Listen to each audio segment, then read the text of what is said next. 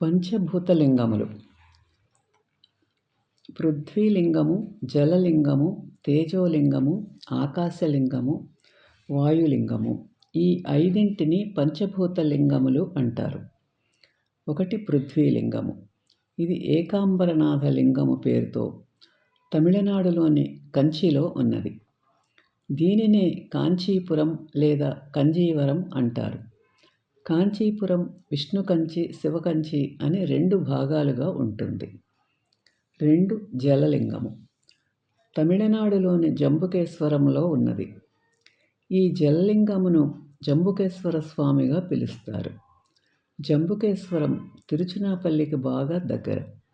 ఈ ఆలయంలో నీటి ఊట నిరంతరం ఊరుతూ ఉంటుంది. ఇక్కడ గల నేరేడు వృక్షమును జంబు వృక్షం అంటారు. 3 తేజోలింగము.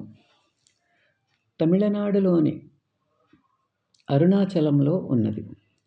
ఇచ్చట దైవాన్ని అరుణాచలేశ్వర స్వామిగా పిలుస్తారు. 4 ఆకాశలింగము. ఇది చెన్నైకి 240 కిలోమీటర్ల దూరంలో కలదు. ఈ స్థలాన్ని చిదంబర క్షేత్రం అంటారు. ఇక్కడ మహావిష్ణువు ఆలయం, నటరాజస్వామి ఆలయం ఒకే చోట ఉన్నాయి.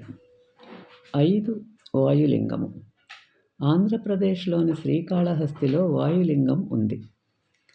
సాలెపురుగు, కాళము, హస్తిలు ఈ 3 స్వామిని అత్యంత భక్తి శ్రద్ధలతో పూజించి మోక్షము పొందినవి.